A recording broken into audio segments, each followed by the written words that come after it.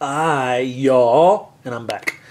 Okay, so I am back for another episode of Figures in Action, and today's serving to the dial gods is this dilapidated living room.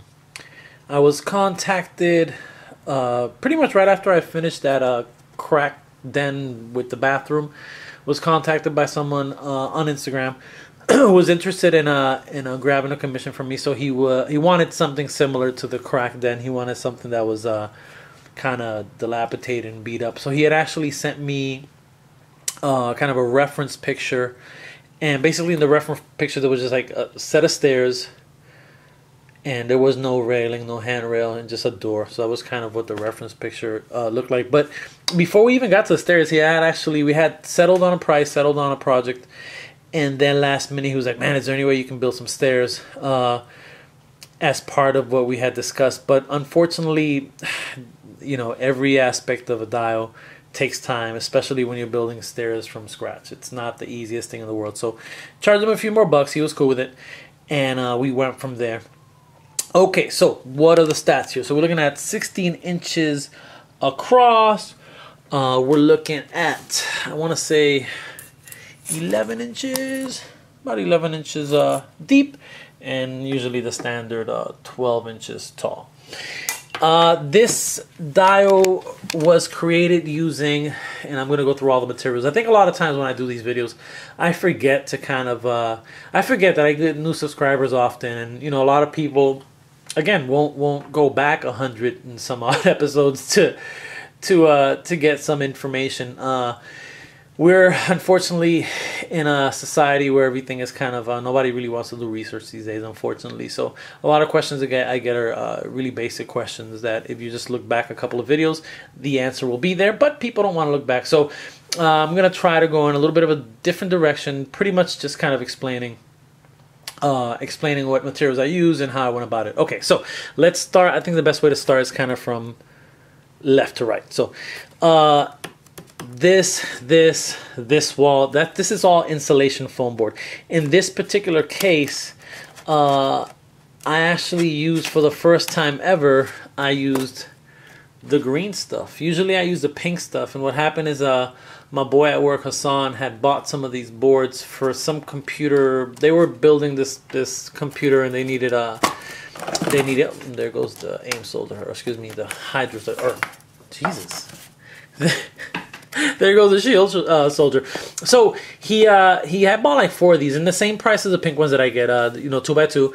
And I saw them, and he's like, "Oh well, I'm returning them." I was like, "Well, let me get one, and so I can just work on it." So this particular insulation foam board, I think, is more exclusive to Lowe's and not to Home Depot. So I asked him where he got it from, and he said that he had actually gotten it from Lowe's. So he actually ended up giving me a couple of pieces. So I got this one, and there's another dial I'm working on right now that I use the green, and there's one more board at my job that I need to grab to start working on this dojo. So anyway, so this is just insulation foam board. It can be bought at a Home Depot or Lowe's. What we have here on the for the windows, these windows are from scratch, and what I did is as I progress in building these dials, I always want to get better. I always want to improve and just continue the process of just becoming a better artist, and specifically with this medium. So in this particular case, we have this is all balsa wood, and what I did is I cut out the square here, and then I put an inlay of wood. Then I put a frame, and then I used a technique that I hadn't used before, where you just basically cut a little bit into one side, cut a little bit into the other side, so it kind of just comes together, versus if it's just 2 sticks that are on top of each other, you're going to kind of get that, where this is a little more flush. So that's what it does. Took some action figure packaging and used that for the windows. Then made some cracks and breaks in the window. And I thought it'd be a good idea to kind of give it a white dry brush, and I think it came out pretty good. It kind of highlights the where the cracks are and where the window's broken. So this is all just built from scratch. The floor, the walls. This is actually scrapbook paper. So as you guys saw a few seconds ago, that's what it looked like originally. or for the most part. I did stain it there a little bit with coffee grounds, but it was just kind of this bright green with these white stripes. And I think it looked good for like a classic living room, where the other dilapidated cracked end that I created was more of an apartment. This is more of a house. So I wanted to kind of give it more of that house feel.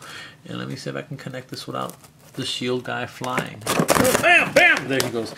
And we'll just leave him there for now. So this is, I believe, is basswood. It's a little bit tougher. It's a little bit tougher than the balsa wood. So this is basswood. So what I did is I just kind of put the whole trimming here. Something as little as just this trimming can really transform a room, you know. And I try my very best to always stay as detailed as possible, and it's true to what a living room, fancy type living room may look like. Same wood here. I do have this device. I don't have it out, but I forgot what it's called. Somebody please throw it in the comments. But it allows me to cut wood at a kind of a 45-degree angle, or for straight, you know, for straight lines. It allows me to kind of just cut them straight. So scrapbook paper, I think this one specifically was from, I want to say AC Moore. It might have been at Michael's. These were just I picked these up at AC Moore, actually. They were like $2 for 4 of them. Just some canvases, some stretch canvas, kind of miniature. So all I did was just kind of lay these out and just splash paint on them, and then dirtied them up a little bit with airbrush, and then just kind of cut them up so it just looks like, wanted it to look like there was a painting there, and, you know, it just fell. The floor is the floor and the stairs are the only pieces that I carved. So I just, you know, basic floor carving, and this is just Mod Podge with coffee grounds mixed in them. So what it does is that it kind of leaves it just leaves the coffee grounds out, just makes it look like dirt. This is just actually, these little tidbits are actually toilet paper. The toilet paper that I Mod Podge down, then I threw Mod Podge on top of them so they don't, you know, rub off easily. And these are actually in scale, just letters. Documents that I just kind of folded up and beat up a little bit and kind of put there in the corner to kind of give it that debris. The stairs. Okay, so the stairs, stake these out. So as you can see, you know, I always love doing this because you get to see, a lot of times when you're airbrushing and you're painting, it isn't until you kind of take off a piece where it was covered, then you kind of see how much darker you got with it, which was necessary in this particular situation. So these stairs are made out of, let me give you guys the ugly. These are made out of thin foam board, which is kind of that school project foam board, right? So it's on both sides. And then the stairs are actually balsa wood. I think it's a 2-foot long stick of balsa wood. And I just kind of cut them out and made them fit here. And then this is basswood. These are actually dowel rods. So the way that this works is you take this piece off. Then you take off this piece, which is a little more challenging because of the angle. But everything else you see, so these are all permanent. These are all glued on permanently. This, you know, kind of get to see the guts of the stairs. You can see how not so pretty they're looking on the inside. And that was just that foam that you see is just some black foam that I actually had from a long time ago, and found a piece of it, and I was like, oh, perfect. And that's what you see here. So this is foam. This is balsa wood, dowel rod, and this is just another piece of foam with just coffee grounds and Mod Podge mixed in.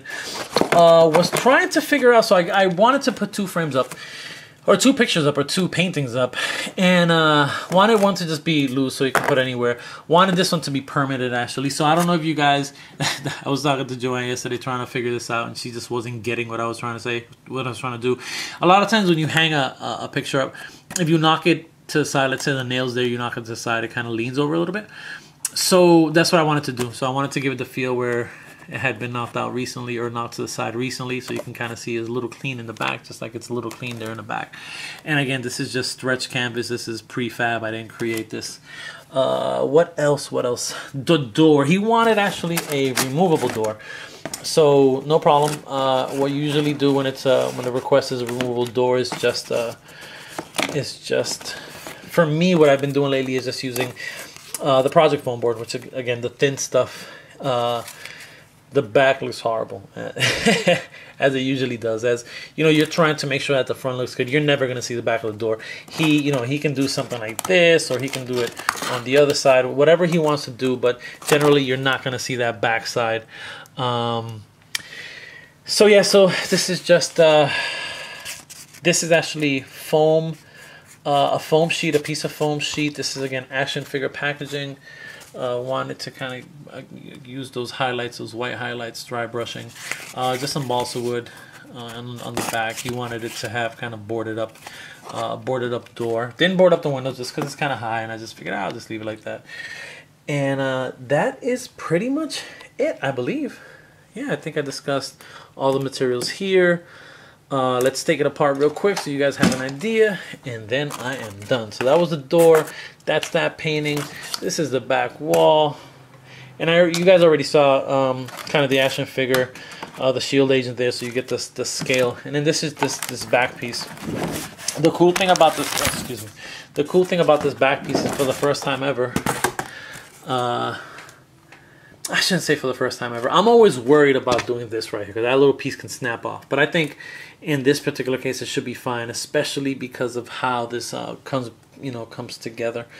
And so yeah, so essentially you're looking at 3 pieces and the stairs. Yeah, some pictures at the end, and questions, comments, leave them, and I will get back to y'all. Yeah, peace.